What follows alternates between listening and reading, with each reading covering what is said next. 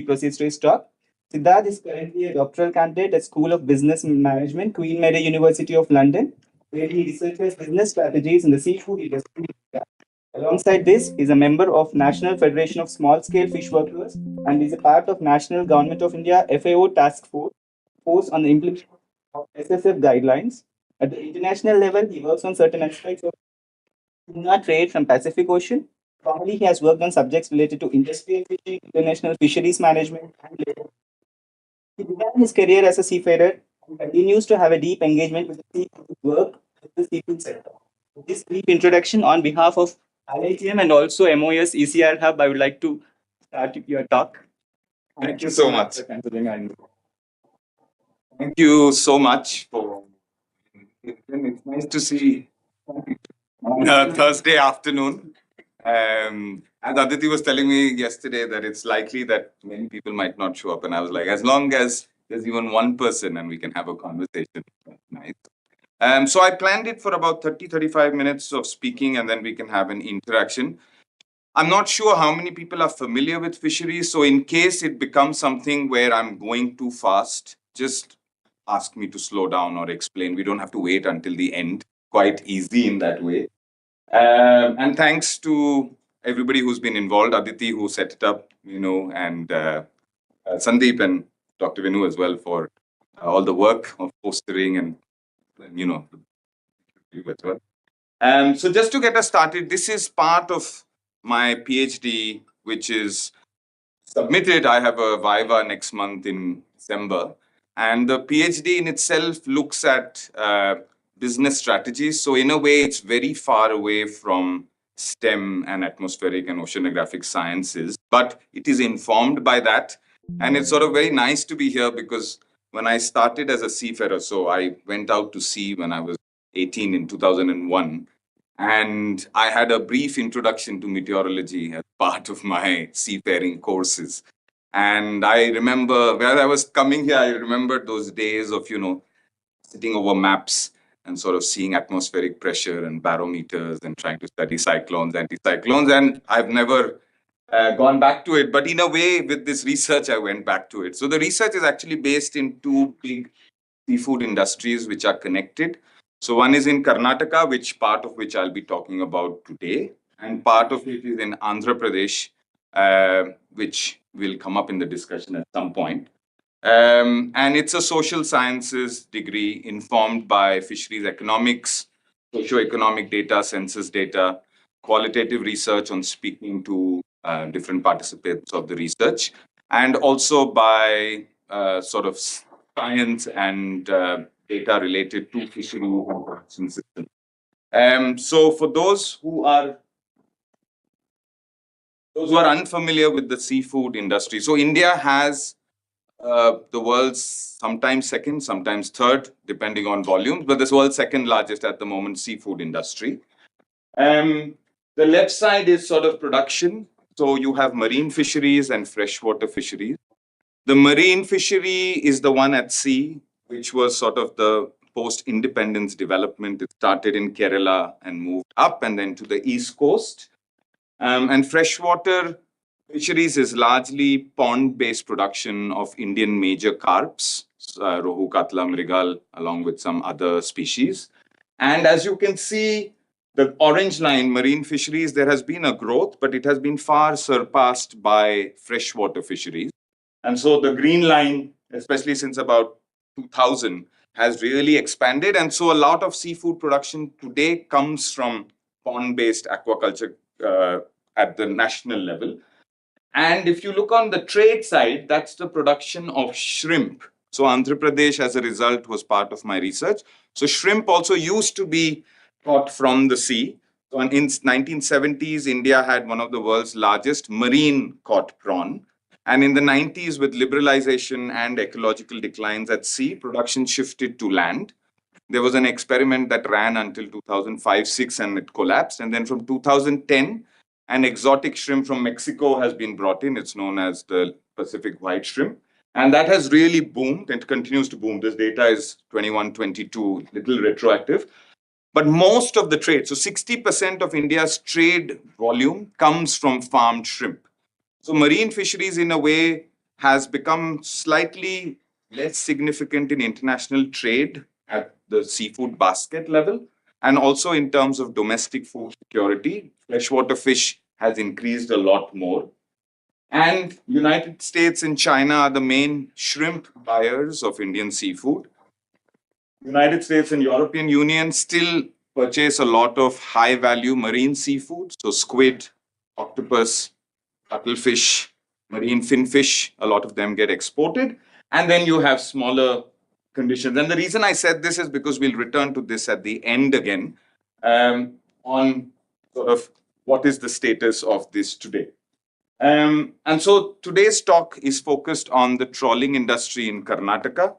The reason for that is that in the last sort of 20 years, even in the previous situation of sort of growth in marine fisheries declining and there being other sources of trade revenues being generated, Karnataka has been one of the places where seafood trade has increased immensely, seafood volumes of catches. And so while Kerala, Tamil Nadu, and Gujarat had always been sort of big seafood catchers, in the last 20 years, Karnataka has really increased in a big way. And if you see the three southwestern states, which share a similar sort of ecology that I'll come to, there's quite a different composition. So in Kerala, the largest fish that are landed are pelagic fish, and the motorized sector, which is smaller boats, still plays a sizable size. In Goa, again, it's pelagic fisheries with the mackerel. So here it's sardine, there it's mackerel, but all of it is by the mechanized sector, which is quite big. And Karnataka is an anomaly in the sense that demersal species, which are actually caught by bottom trawlers, which is a different kind of gear, are much more. And so how is it that in a place along the coastline, which is about 1,200 kilometers, there's this one state in the middle which has a very different sort of fishery that's present. And so that was the question that was also part of investigating what is happening in Karnataka, what is causing it to rise in such a big way. And so from a fisheries economics point of view, there are certain conditions on the southwest coast that make it quite an interesting place as a fishery. If you were to divide the northwest, southwest, southeast, and northeast marine fisheries of India, the southwest lands the most amount of fish compared to the other quadrants. And some of the reasons for that, which I've tried to demonstrate in this messy diagram, is that the continental shelf, so that line is quite narrow. So if you compare it to northern Maharashtra or Gujarat, you'll find that the continental shelf is much closer to the shore, but it's not as steep as it is on the east coast. And so bottom trawlers have some amount of area where they can trawl, because the deeper the water gets, the more expensive it gets to trawl. And so having a shallower continental shelf is quite important. Gujarat's fishery, for example, is completely trawl. And that's because of that continental fan that goes almost up to Iran and onwards, and the vessels go along the Pakistan border further up. And then the other factor, of course, is that there is one big cycle and a second smaller cycle of upwelling. And so the Malabar upwelling, obviously because of the continental shelf, drives up nutrients in the post-monsoon period. And again, because of the width of the continental shelf, from an economic standpoint, it's quite easy to reach the fish, as opposed to, let's say, if I was to go from Bombay, I'd be traveling almost 3 times the amount of distance. And that increases fisheries economics. So it's an interesting where both demersal and pelagic species are quite abundant. And then the Western Ghats, of course, in the monsoons creates these short running rivers in which a lot of effluents come in. So with the mud banks and the corals and the effluents, there's quite a big nursery that sort of happens in the monsoon ban period when fishing pressure is off. And so closer to the shore as well, you have a lot of sort of squid at different times and other fish and prawn resources coming in. And so the waters in that 50-meter depth zone on the southwest coast are quite rich. And then, of course, with the upwelling, you also have sardines, mackerel, anchovies, which are the pelagic plankton feeders sort of migrating. It's usually in the October, November, December period that they come. So there's both a good and a bad. The good, of course, is that from an economic standpoint, it's quite good as a fishing ground. So there's natural productivity. There's all four assemblages of fish which are relatively abundant. So you have demersal, crustaceans, cephalopods, and pelagics which are available, which means that there is a wide scope to catch. Usually you would see in other states that gear diversifications have happened. So for the pelagics, ring seines, the vallams in Kerala have developed, or the mechanized persinas in Goa after the 70s. But despite Karnataka being the first place where in the 70s persinas were introduced, it's mainly trawlers which have become the dominant gear type. And so the total catch of Karnataka, as I said, it had an initial boom and then it plateaued off. And then from the 2000 onwards, there has been a huge increase in catch. Almost 75 to 80% of this catch is caught by trawlers, 15-20% is caught by persinas. So there's been a huge increase in the catch. That has been as a result of applied fishing effort. So effort is essentially engine capacity multiplied by the number of days of fishing. So fishing trips have got longer and engines have got bigger, and that has caused more fish to be landed. But then what is the fisheries economics of it? And so catch per unit effort is essentially how much effort is being applied to land the next unit of fish. And so when a fishery is abundant, you have a little bit of effort and a lot of fish being landed. But as it declines, you have this steep decline where catch per unit effort completely drops off. And that dropping off signals biological unproductivity. And so the fishery is biologically not productive, but the boats are still operating. And so that's the second question, which is that how is it that boats remain in operation, or what does it take in a condition where catch per unit effort is so low for fishing vessels to remain in business? And so, as I said in the previous diagram, one has been the continuous operational innovations that boats have done. Some of these have been done by the state. So, CMFRI or Central Institute of Fisheries Technology developing fishing gears, new types of vessel designs. Some of these have been purely done by the people themselves. So new types of fishing nets, new types of fishing grounds, new types of fishing techniques. And often those techniques and what I've highlighted in yellow, which I'll come to, violate existing regulations as well. So, in the period since 1957, when mechanization started, there's a continuous increase in the length of the boat, which means just bigger boats.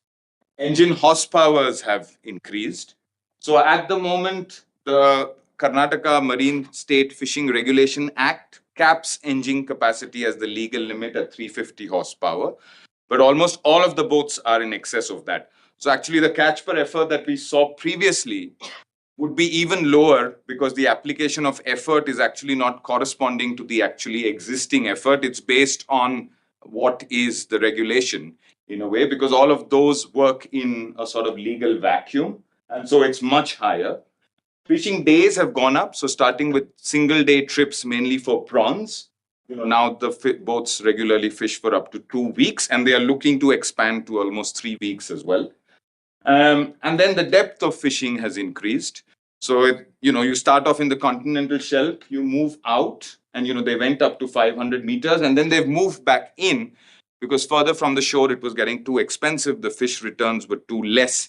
And so it's interesting that the boats go out and then come back in. And so that 50-meter belt remains for trawlers quite an important sort of fishing area, which they continue until now. And then amongst the other sort of innovations, two things that are very common right now is one, the net sizes have become smaller. So one of the ways in which returns are maintained is that not only do you shift to new species, but you also catch smaller of the species before, because you need to bring back fish faster than their reproduction rate. And so you're seeing more and more juveniles, which is a reduction in mesh size, and then uptake of pair trawling. And so the effort of the engines, even with 497 horsepower, is not enough to catch the seasonal abundances. So, in the monsoon, when you have the upwellings, and then after the upwellings, you have the plankton blooms and the pelagic fish migrating, there are these opportunistic windows. So if I'm a fisher on Kerala, and then I'm a fisher on Karnataka, I'm seeing the sardine run happening up the coast. I have to get out there and catch it as quickly as possible as a way to monetize it. There's also Karnataka, Kerala competition. There's also boats between, so Persinas and trawlers, and then between trawlers. And so that then means that if you deploy a bigger net, in that one trip, you're going to be able to catch more fish and bring it back. So pair trawling for squid, ribbon fishes in the post-monsoon period is quite common. Boats will just go for 2-3 day trips, all the fish and bring it back. It's banned both in the territorial waters and in the EEZ, but it remains quite a common practice. Now, one of the things that has happened is that the effort and the catch landings have gone up, but there has been a shift in the catch species that the boats are landing. And so the high value prawns, that was the post sort of independence modernization project, shifted to finfish, and then finfish shifted to certain kinds of squid and demersal finfish along the 50-meter belt. Then once the demersal fish began to run out, they shifted to the retention. So, if you would caught small or damaged fish, you would throw them overboard. But from 2010, they started retaining the fish. And then now there's been pelagic finfish as well. So the bottom trawls have adapted to pelagic trawling. So they're actually no longer just bottom trawling, they're also pelagic trawling. And there is a deliberate targeting of low value fish as a way to bring back as much volume as possible. And then, of course, which I won't go into today, is the big aspect which almost there is no literature on, which is what are the laboring conditions on the trawlers. So typically, a trawler has a vessel owner who doesn't go to sea. There is a vessel captain with a crew of 12 to 14 people. Previously, the migrants used to be from North Karnataka, who used to migrate to Mangalore and Malpe, which are the main harbors in Karnataka. But now it is mainly people from Tamil Nadu and Andhra Pradesh, both from coastal and non-coastal ecologies. So most of the labor is migrant. There are barely any working regulations and a big institutional and sort of social oversight on workers, but we can come to that in the discussion. But there is missing literature on how labor costs, and the suppression or exploitation of it creates a certain kind of model that are all common on the boats. Obviously, one of the big things from the state has been the development of post-harvest infrastructure. So, in the 1970s, when the first Blue Revolution or Neel Kranti happened, you can see that ice plants, cold storages, and frozen storage sort of numbers went up. And then after a point in 2010, they start declining, and you start seeing fish meal, fish oil plants starting to increase. And this data is old, but now sort of ice capacity and fish meal, fish oil, and processing capacity are the ones which have increased. Frozen storages have actually changed. And so it means that even the post-harvest infrastructure, which is able to make it reach to the markets, is shifting based on the catch that is coming. And so what is the sort of dockside arrangements now that are present in the fisheries? So this is Mangalore Harbor. Ribbon fish, there used to be a huge dry fish and a fresh local disposition of fish. So with mechanizing, one of the first shifts happened was that those local markets and the dry fish markets took a hit, and fish disposition shifted to docksides and harbors, which obviously meant that fish supply to urban areas, to areas beyond the coastline increased. And so that was the first phase that happened. Right. Okay. And then from wet and chilled markets, it has now moved to frozen, then surimi, and then fish meal. So surimi is essentially a processing by which the flesh, the white flesh of mainly demersal fish, are converted into fish paste, into imitation crab, into imitation fish sticks. And they are available in local markets also, but East Asia is the big market for this. Alaskan pollock, which was the big North American fishery, used to be the main raw material supplier for that. That collapsed, that fishery, in the 90s. Then it shifted to Thailand, and since around the late 90s, it has shifted to India. So Karnataka is one of the second biggest centers. So there's one in Gujarat and one center which for surimi marketing, which is all export.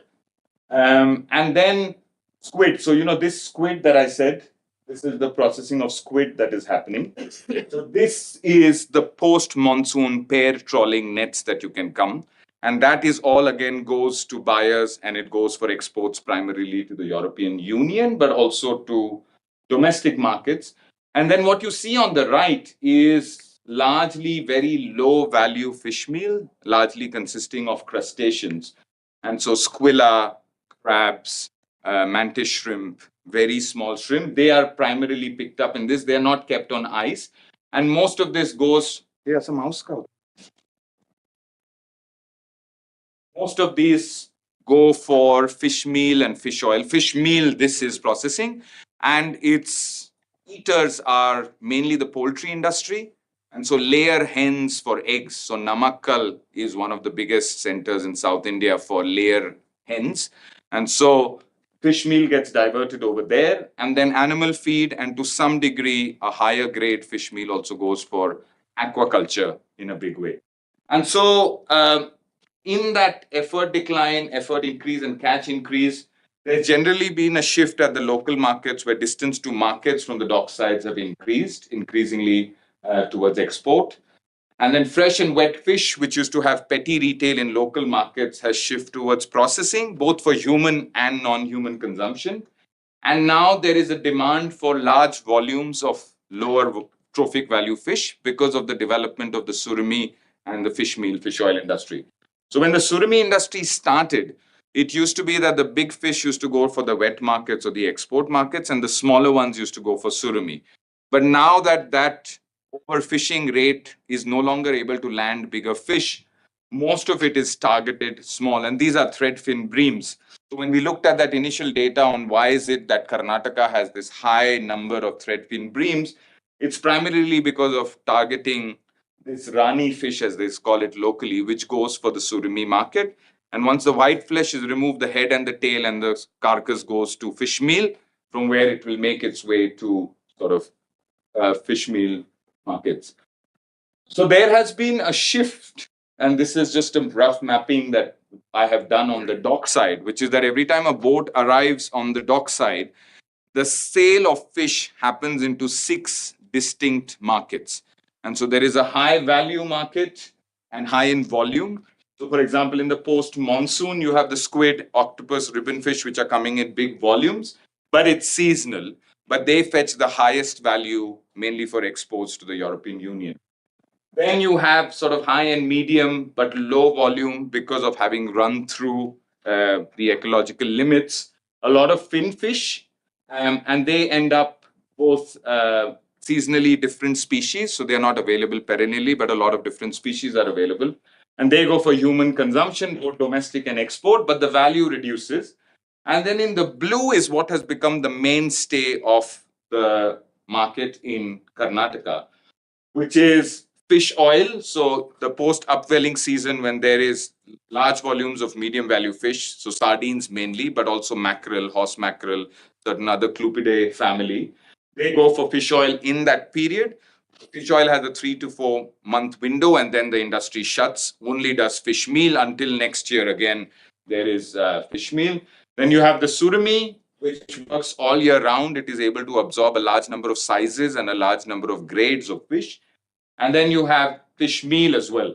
So essentially, the fishery has changed from being one which was profitable based on the value of the fish to one which is a low value based on volume. And so the increase in capacity of the vessel corresponds to a very low trophic value, low price fish, but in large volumes being landed to be able to make up the costs of fishing. Where does tuna fall in this category? Tuna would be oceanic and deep sea. And we don't have a very significant tuna, so I haven't put it into this. The trawlers don't target tuna at all. They'd be mostly done by the Persinas going to the deep sea. And other than Lakshadweep and Andamans, there's a pocket in the northwest. So boats from Bombay and Gujarat, the Persians. So Satpati is one very famous jetty just north of Bombay. That's the hub for tuna from where it goes from. And then there's a small-scale tuna fishery of Andhra Pradesh. So in Kakinada, there is a small harbor where, because of the oil rigs, there's a certain congregation of tuna and billfish that happens quite close to the shore. And so the fishers use gill nets to catch it. So those are the main tuna landings. And then from Tuticorin in Karnataka, in Tamil Nadu, there is a deep sea. It's known as the artisanal deep sea going fishermen. So they go all the way to Chagos Island and further and do 25-day trips catching tuna and billfish. But these boats don't. And so I guess the question is, there is biological overfishing. There's certain kinds of value chains that have developed that are able to valorize the low value fish. But what is in it for the boat owners in terms of how is it that they stay in business when there is this declining productivity? Usually examples are that when the fishery goes busts, the whole fishery closes. And of course, it doesn't happen in a tropical multi-species fishery. But still, what is happening? And so the reasons for that is that Karnataka's subsidies, now this was in 2019, it's much higher now. While it's not the highest in the country, almost all of it is towards diesel subsidy for the trawling boats. And then fishing harbors are again for the mechanized boats. And then the others, of course, largely is an electric subsidy that are given to to ice plants. And the interesting thing is that so all fishing firms who own boats are part of a cooperative society. And the cooperative society both owns ice plants and has fuel bunks. And so state subsidies for building the boat and for powering the fuel goes to the boat owners. And the electricity subsidy and the rebate from retail fuel bunks goes to the fishing firm. And so there are certain other mechanisms beyond the fishing activity by which boat owners sort of engage with the state. And this firm-state relationship is quite an important one because also, as I said, there's a lot of those violations. And the Karnataka State Fisheries Department is the department that is meant to enforce regulations. And so in promoting its fisheries industry, not only is it subsidies with consequences, but there's also a lot of overlooking of the fisheries regulations in a way that isn't really seen in many other fisheries. It's quite shocking when one is there. And then this, of course, is the 6 value chains that I spoke about. Here, the fresh and wet market traders have become quite insignificant, and it's not a very important industry. The squid fishery, which operates seasonally, goes to the export market through big traders. And then what has become the most important in that fishery is surimi and fish meal, fish oil trade. And it's not just that the traders have become quite important. If you see this here,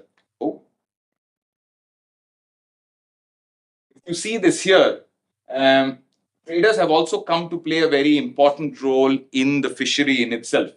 So in 2016, there was pressure on the Karnataka government to deal with sustainability of the fishery. And so the government capped the engine size at 350 horsepower, which we saw earlier.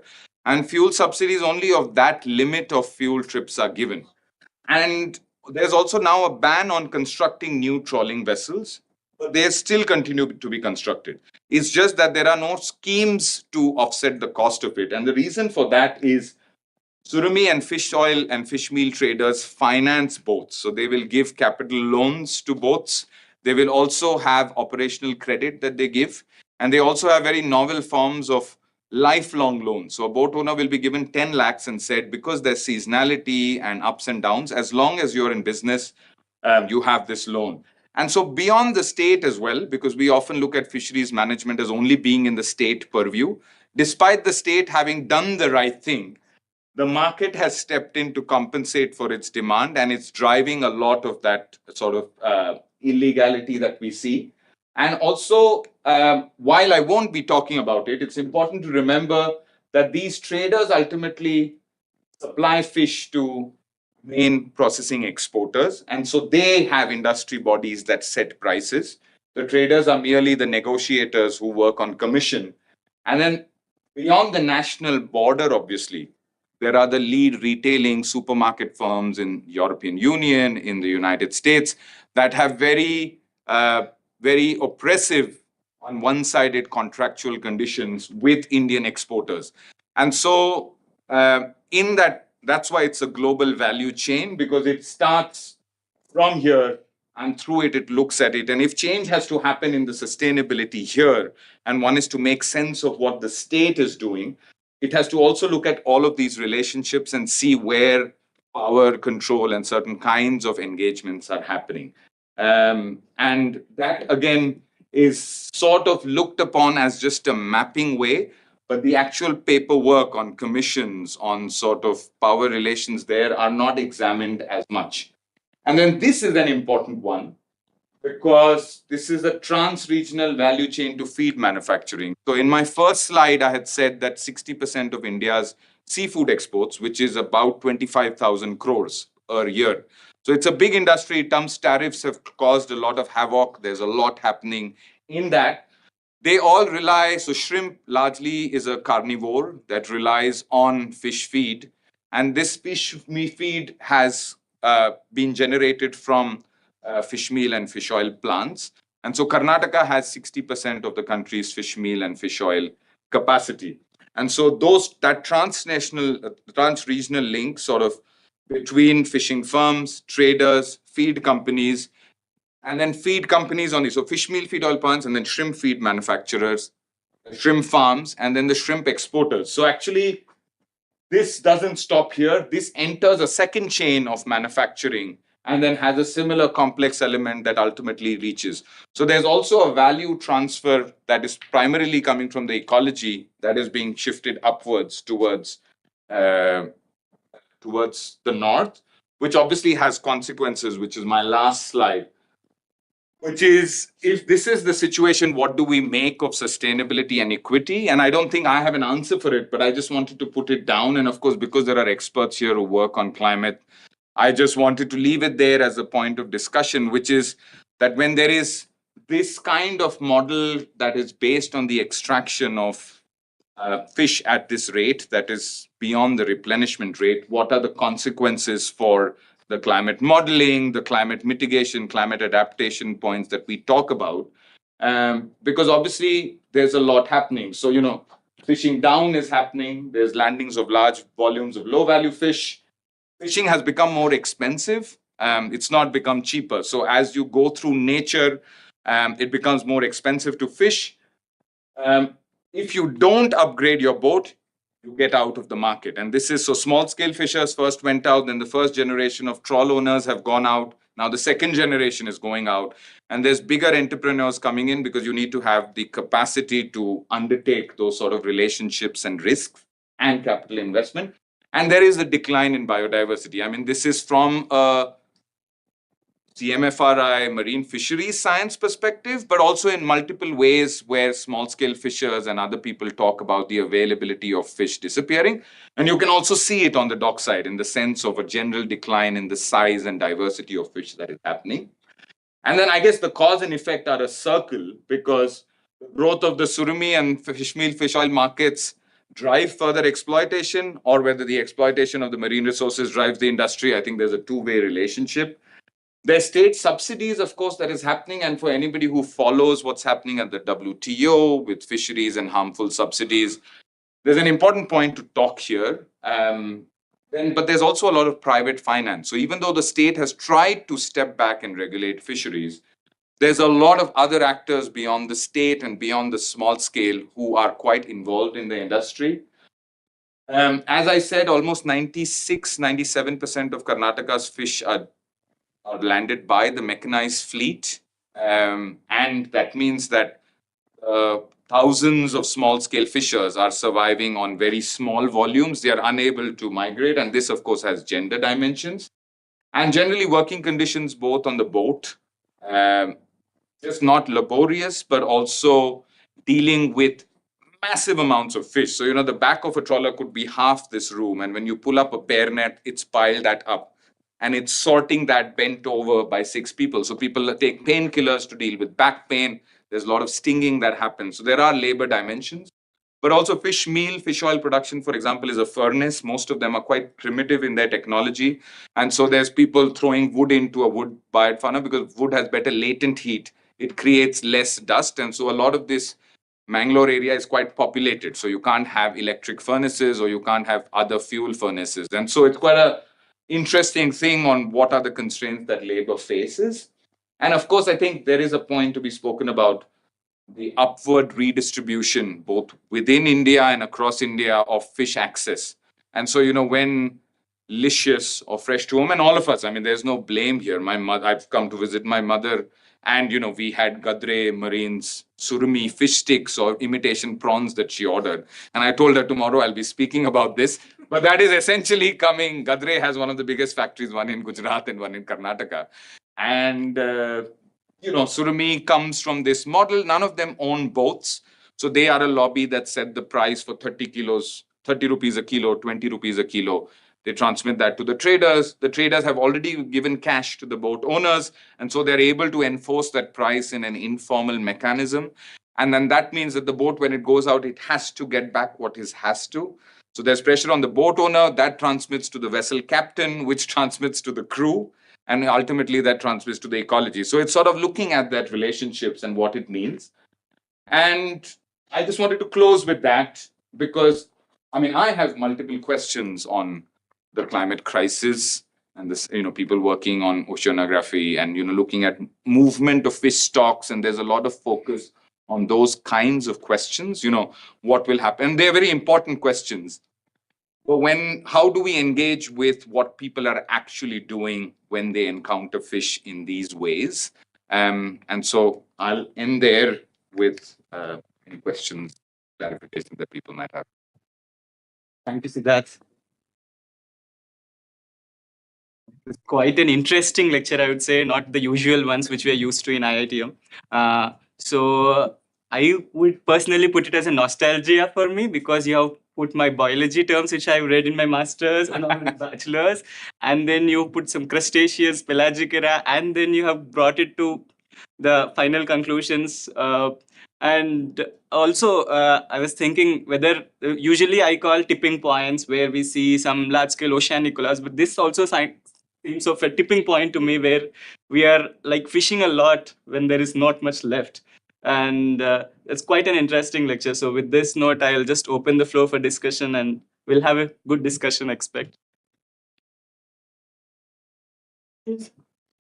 Actually, I'm not that familiar with this field, but I have a curious question for you. Did you look into if there is overexploitation of any particular type of species due to sudden increase in trawling industry in Karnataka? So as I tried to sort of look through the years of landing data, so sort of looking at catch landing reports at the aggregate level of the state, you begin to see that groups of fish have shifted. Obviously, because this fishery, for example, in 2024 recorded 256 species of fish landed from the trawl industry. Now, obviously, all of them don't make it to the tracking mechanism. Only certain significant ones do. And you do see that sort of shift happening. So a lot of the initial crustacean species no longer sort of are available in big quantities. Squid also, there were two species of squid. One of the species of squid has reduced, but that has been replaced by the other one. Sardine there are booms and busts happening at a cyclical level, very sort of responding to climate change and oceanography. So you see some years big landings and then suddenly you don't see landings happening. Fish like catfish, which used to be a big fishery in Karnataka in the 90s, has gone extinct. That fish is one of the few ones which has completely collapsed because the purse seiners used LED lights and caught all the ones which were, what's the term? Not pregnant, but what's the word? Not juvenile. Spawning. They were going to spawn, and so the eggs and the whole generation was wiped out. And so there are some that have gone extinct now. Threadfin breams is known as Japonicus. It's become that size roughly. Very rarely do you find bigger ones. So there is this happening, but obviously one of the interesting things that is there that in fisheries science, or if you read about the environmental history of fisheries, it is a story of spectacular booms and busts. And so you have the North Sea cod, the Alaskan crab, the Alaskan pollock. They've come and gone. Here, you don't see that collapse. You actually see more numbers. So when you look at it as at an aggregate level, you're like, oh, there used to be 1 lakh tons. Now there's 5 lakh tons. And so looking at that shift is only then when you realize that it's come at volume, but there's a whole composition shift that has happened. And what does that then mean? And so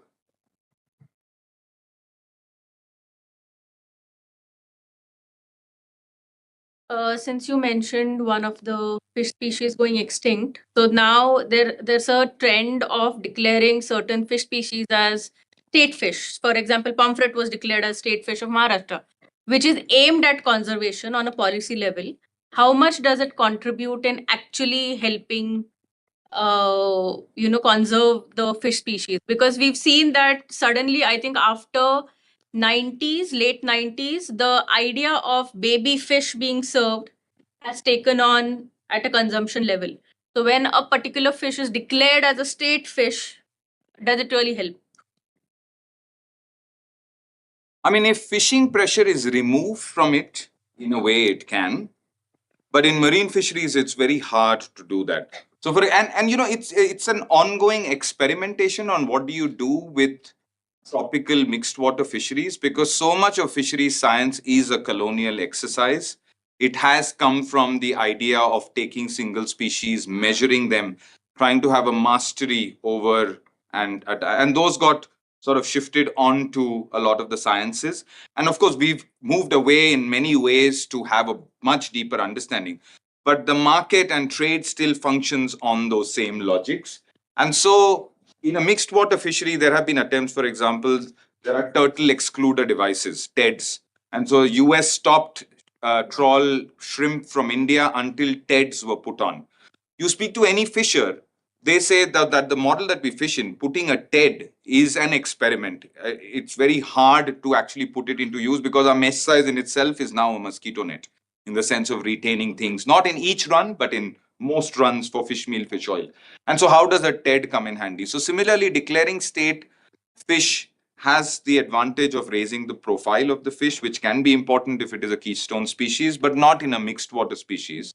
And very often there has also been an exclusion that comes in. So I work with small scale fishers. So the river dolphin, for example, in Bihar has been declared as an endangered species, as a conservation, and it's not the state fish, but it has that status. And the biggest problem that the fishers face there is illegal land water pattas. So like landlordism, they have a feudal pani patta. And so they want the abolishment of pani patta. But in the middle of that, this dolphin has come and created a criminalization of certain fishers because of the dolphin. And for fishers, dolphin is not the main problem. It's river pollution, is the dolphin death, entanglement in sort of vessel traffic, etc.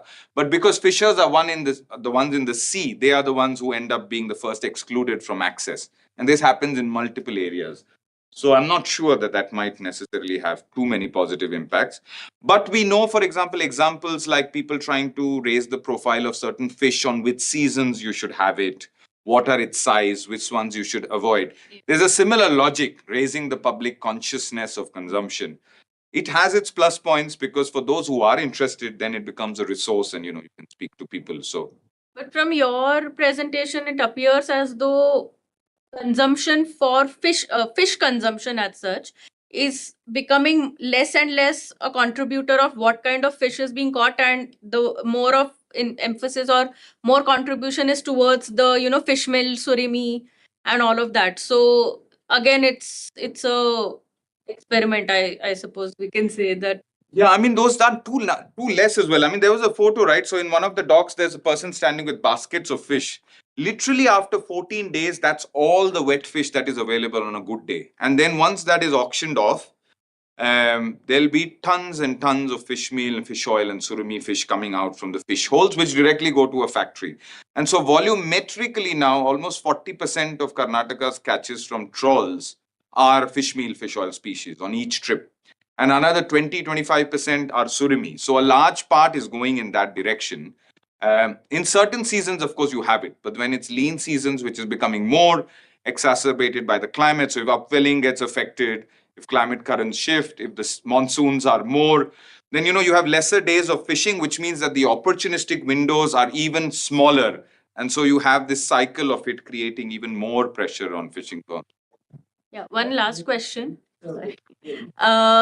The impact of this entire port construction, which has boomed after the Blue Economy Bill, and the introduction of invasive species, like you said, that there's a Mexican shrimp which is being exported. How much of that has impacted the catches and the general fish biodiversity? So two very different questions. Ports obviously are more because they require land, and so displacement is the first thing that comes out of it at the construction stage. Then any kind of structure that is put on a dynamic coast causes erosion and deposition. And so coastline changes for fishers, which means fish distribution change. So once the port is constructed, if they've not been displaced already, then fishing and fishing patterns change. And then, of course, if it becomes an industrial complex, so for example, Haldia Dock Complex in Kolkata is an old port on the river, but it is an industrial complex. And so then petrochemicals, oil refineries, whether accidental or operational spills, end up then having an ecological impact on the river. So that is almost like a third stage of its development that happens. And invasive species, I mean, tilapia, for example, for a lot of our fishers in freshwater bodies, tilapia is this monster, or African catfish. You know, some of these were introduced because they're fast growing, they are considered species that can grow well in aquaculture and in cages, but they're also voracious in the sense of once they escape the pens, they have a tremendous impact on water. So that is in the inland. Shrimp, relatively because of its higher value, has very strict quarantining mechanisms. And so it's not the shrimp that cause an exotic impact, but of course the feed and the effluents and the nutrient load that comes out of intensive shrimp farming. That again has an impact because you'll find sort of dissolved oxygen in near coastal levels declining, causing mass fish mortality, etc. Those kind of things, especially because again harvests are seasonal. And so you have mass harvests over 1,000 hectares happening at the same time. And through the irrigation canals, all of that goes out into the water. So in certain weeks, suddenly you'll have a big problem. Interesting talk. So I was just thinking, what is the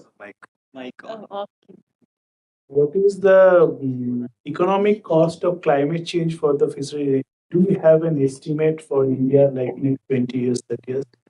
Second part is how, as an industry level, is there a effort or what we are doing to tackle this economic cost? Like, are you going for renewable energies or which has less cost, or we are like weather information? If you go to deep sea is also so because you need to go to deep sea. So we are doing some more additional safeguarding steps. So this economic cost, I am wondering if industry level it is aware, like a small fishing boat to the bigger trader is aware of this, and how it is being done actually. This awareness is done actually in real time. Thank you for your question. I mean, I think one of the things that was very clear over the years of interacting with fishers is that they foresaw certain things about the climate way before a lot of the public picked it up. Obviously, you all are scientists and that's a whole different realm. But, if we knew it was rain, but, people started seeing winds changing, they started seeing wetter winters. So Shutki March, which is a big dried fish market in West Bengal, it happens in this November, December, January, and then in Sankrant, sort of 14th January, it ends around that time.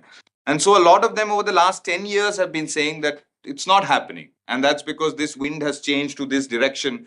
And so I almost see fishers as being as important indicators of climate change as the fish and the sort of ecology that we study. Also, the moment they find that fish is not there because of climate or other reasons, they move away from the water body. And so they are a very interesting indicator. So they are aware of what is happening. Now, again, one of the things that is interesting is that continental shelf up to 100 meters depth. So, India has a maximum sustainable yield of 4 lakh tons thereabout. 86% of that is within 200 meters of depth, and around half of that is within 100 meters of depth. So actually, where all of these trawlers are operating with subsidies and all of that, a lot of that fish can actually be caught by much more benign and passive gears. And that would require a policy shift towards that kind, because that would be a more climate smart way of fishing. Of course, there are strides being made in terms of solar panels on boats, weather reporting, so INCOI and potential fishing zones. This kind of data is being made available as well. I did not see much of the uptake with fishers on that. They rely still a lot more on whisper networks. So if somebody on the wireless calls and says next to Ratnagiri there is a lot of fish, they will take their engine and steam there for 2 days so that they can find that fish. And so I think there is still a refining of that information and trust building that is happening. And one of the things that I don't think much climate work is happening is actually on the life cycle analysis. And so now in a lot of agri-food systems, looking at climate across the agri-system. And so it's from the fuel to catch the boat to the ice, frozen plants, the feed component in shrimp. It's miles in traveling in a boat, it's consumption waste. And so if you look at that, unfortunately, both surimi, fish meal, fish oil, and shrimp are quite climate intensive just because of the amount of post harvest processing that they need. And I think some shift there towards more climate sensitive food would be important as well. We are seeing some things happening in that way. For example, the task force. So, there is a FAO guidelines called small scale fisher guidelines. And that is now being implemented. There's a national plan of action being developed between the FAO and the government of India with NGOs and other fisher groups that we are a part of.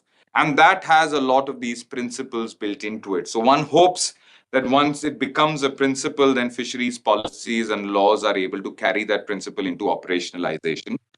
Obviously, I don't want to stop at the national boundary, because one of the things that happens, obviously, is that we only look at India, forgetting the global north-south and trade dynamics. So it's important to also continue to focus on those elements, while sort of also having the vision that while we fight at the WTO, while we try and look for common but differentiated responsibility or special and differential treatment, we have a plan for where those subsidies and transitions happen. And there is indication that it was moving in that direction. Actually, I am seeing this is missing in IPCC reports. Even the ocean is coming big way, but the problem is missing. Maybe from this community, there should be some thrust to make it a policy, and because a lot of life depends on it. It's a huge economy, not only India, in global. Definitely, that's a very important suggestion. I will need more. I'll speak to Aditi, who I know, about what might be avenues to engage, but definitely. I have one question. It's a very nice talk, firstly. Thank And you. secondly, I just would like to ask this question in from slightly different perspective. Actually, we people who work on more are very concerned or interested. There is this climate change effect always we find. There is a report that I read in the newspaper that overfishing of whales. So they actually it is very harmful, because the whales actually they eat a lot of materials, and their poops actually they go down to the ocean, and so it transfers a lot of carbon. Because of overfishing or overkilling of whales, actually it is affecting the carbon transfer from surface ocean to deep ocean. So other than whales, ordinary fishes that we talk about, or we generally consume. So overfishing or overexploitation of these kind of fishes, do they cause any kind of climate change effect? I mean, again, from what I know of science, is that certain high value species, obviously, because of being in that position and having the trophic impact down the chain, are able to sort of absorb, and that life cycle is very important. And also pelagic fish. So, for example, the short life cycle, annual reproduction, short half lives. So there is a lot of now work actually happening on transitioning food diets towards pelagic fish, just to be able to keep the other species which are important for ocean chemistry as a way to be able to have fish that is more climate neutral, and in a way is able to allow other species to thrive. So that's my understanding of the subject, and I'm not an expert in that. But definitely there's enough literature on that realm, and I could share some with you if you'd like. On, of course, we know about whales because of how they've been studied. Which other species have similar impacts, and whether there's much literature on it. And just one curious question. See, you said you have been a seafarer. So, did you participate in any kind of this fishing, particularly in the offshore area? So I used to be a seafarer. So we used to fish with just putting a line at the back. But I was also an activist, and we used to deal with illegal whaling and fishing activities in the sea. And there is a very interesting, one of the world's most expensive fish is caught in Antarctica. It's known as the Chilean sea bass, but that's just a brand name. It's actually Patagonian toothfish.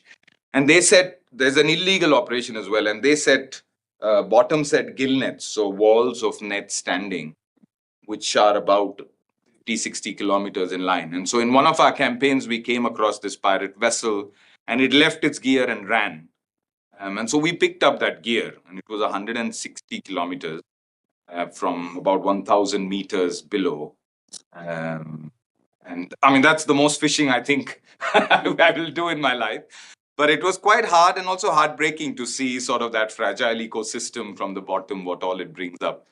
And also to know, this is important because we live here. But when you place this in a global context of scale and you realize what kind of fishing is out there, this, of course, is regionally harmful, but on its global impact, it's a drop in the ocean. And that's why it's also important that we keep that global focus with our regional element, because it's not like we are the biggest offenders or these boats. They're responding to market pressures that, others are setting, and it's important to have that as well. But yeah, but I mean, in the sense of another example, fishing, when we've had friends who've picked up long line nets, for example, for tuna. And some of the lines are 100 kilometers long with 10,000 hooks on them, and each one is baited to catch yellowfin and bluefin tunas, mainly in the Pacific. And so fishing like this effort decline is generally a trend in global fisheries, because there's no new fishery. Most of them are now 50, 60 years into their exploitation. So they've seen the boom, and all of them are somehow trying to get the remaining of what remains. Any other questions? I think Siddharth opened a lot of avenues for the unification of these two chapters of oceanography where we majorly work on the fisheries. I think if we work together, I think we'll get a lot of good results. I feel there is a signal in this, but I think we need more of an analysis in the direction which we do, and a lot of expertise from you. People like you can build something big, I feel. And also what Rajiv suggested, the IPCC, if it constitutes a chapter or a paragraph about this thing, it will create a lot of trust. And on that note, if there are not any more questions, let's thank Siddharth again for this wonderful lecture. Climate work that all of you are doing. So I'm glad to be here.